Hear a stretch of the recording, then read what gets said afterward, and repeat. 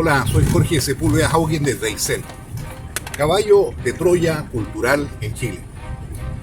La ideología de género que pretende imponer en todo el mundo el movimiento feminista radical, con la colaboración del movimiento lésbico gay, tiene como toda ideología un propósito, un objetivo político bien definido: llevar a su movimiento al poder para dominar y someter a quienes, según estas personas, lo detentan hoy en día: los hombres heterosexuales. Marx fue el primero en decir que toda la historia es una lucha de clase, de opresor contra oprimido, que se resolverá solo cuando los oprimidos se alcen contra sus opresores e impongan una dictadura del proletariado, hoy día una dictadura de género. Se ha llevado esta lucha de clases al matrimonio monogámico, donde, según el hombre, es el burgués y la mujer el proletariado. ¿Se dan cuenta el cambio de switch en esto? Conviene, por consiguiente, acabar con el matrimonio monogámico y liberar a la mujer de los cargos de la familia, de la maternidad, del marido, etc., para que pueda dedicarse realmente, activamente, a trabajar en la sociedad en todos sus ámbitos. Pero fue Gramsci quien elaboró una sutilísima estrategia que adoptaron con inusitada eficacia los ideólogos del género. Gramsci elaboró una filosofía mucho más integral que la de la mayoría de los marxistas. Como consecuencia, mientras muchos marxistas no lo comprendieron hasta hace muy poco, se apropiaron de su estrategia tanto socialdemócratas como reformistas y progresistas, como lo hemos visto en Chile, que la están utilizando para disolver los distintos valores de la sociedad del siglo XX. Para llevar a buen puerto esta revolución, es necesario conquistar la conciencia individual, y para ello es imprescindible demoler la espiritualidad, el concepto de Dios, la historia, la patria, los valores de integración como una nación unitaria, la filosofía realista, el sentido común, la familia como la conocemos al día de hoy, valores y costumbres cristianas occidentales. Pero esto no se ha hecho mediante la fuerza bruta o la imposición militar como era antes, sino propugnando la manipulación antes que el dominio, hasta lograr un control en el pensamiento colectivo, como también estamos viendo en Chile, pero que también está despertando. Para ello se ha elaborado una pedagogía de masa, con la finalidad de establecer una reforma intelectual y moral, tanto de intelectuales como del pueblo. Los instrumentos para ello son la escuela con control y monopolio estatal, incluso su programa, y la formación de profesores claramente identificados con esa ideología.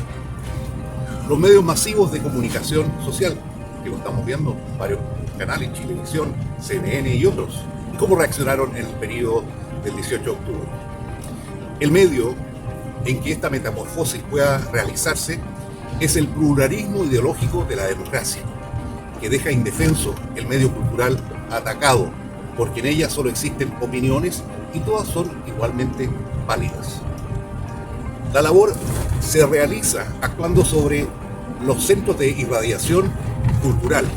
Estos son universidades, programas universitarios, foros públicos, medios de difusión, etc. En lo que, aparentando respetar su estructura y aún sus fines, se inocula un criticismo, un virus que los ha llevado a su propia destrucción el día de hoy. La democracia moderna vigente es como una anestesia que imposibilita toda reacción en el paciente, aun cuando esté informado del sistema por el que está siendo penetrada su mente. Es decir, se logra una impotencia, como vemos el día de hoy, y a pesar de todo lo que ocurre no podemos hacer nada. El objetivo de esa profunda reforma intelectual y moral es obtener un nuevo ser humano, en virtud de que el intelecto y la ética han sido las bases de la cultura occidental, y ello debe ser destruido, incorporando la falsa victimización pública activa de concepto proclive a esta revolución. Para conquistar la conciencia individual se ha insertado el ateísmo y el orden materialista, la subjetividad humana, con lo cual estamos ante un modelo de hombre que supuestamente se construye a sí mismo. No obstante, mediante dicho andamiaje valórico se induce desde esta pedagogía externa a modificar todo, sus valores, su integridad, su ética, su cultura, y lo deja desarmado. Conocerse a sí mismo quiere decir lo que se es, quiere decir ser dueño de sí mismo, distinguirse, salir fuera del caos, ser elemento de orden, pero del orden propio, de la autopercepción, no importando para nada el prójimo. En otras palabras, yo soy lo que quiero hacer.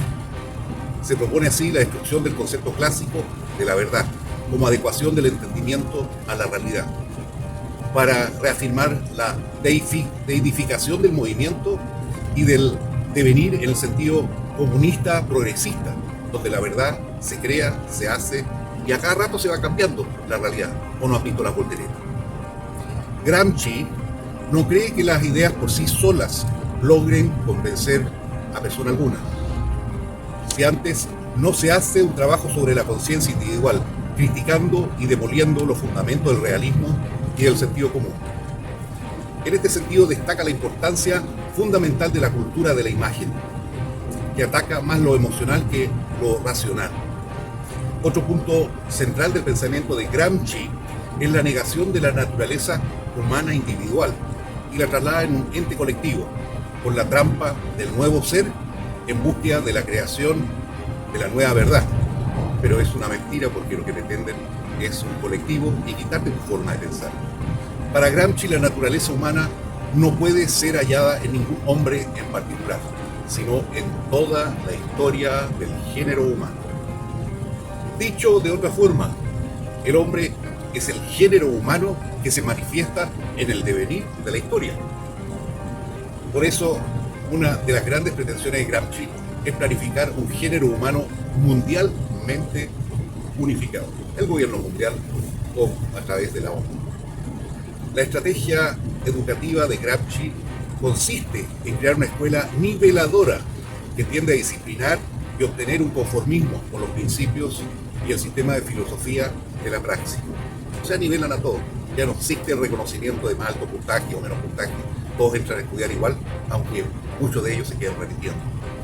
O lo que es lo mismo, la escuela se utiliza para lavar el cerebro del alumnado, expurgándole la concepción del mundo familiar, ambiental, cultural, de la patria, de la bandera, de la conciencia profunda. En cuanto a la revolución cultural en general, Gramsci propone un movimiento de pinzas, bien sincronizado, mediante el cual, al tiempo que se utiliza la cultura, se van destruyendo una a una todas sus dimensiones y se las va sustituyendo por otras. Como pueden comprender, este caballo de Troya penetró hasta los tuétanos en Chile y su antídoto es exponer esta estrategia y dar la batalla por los distintos medios, nuestras creencias y sus beneficios de alcanzar, ¿no es cierto?, el poder democráticamente, el poder ejecutivo como en el legislativo, y de allí comenzar la limpieza en todos los organismos e instituciones cooptados por este virus gramscianista, comunista, destructivo. Que estén bien, analicen bien lo que acabo de plantearles.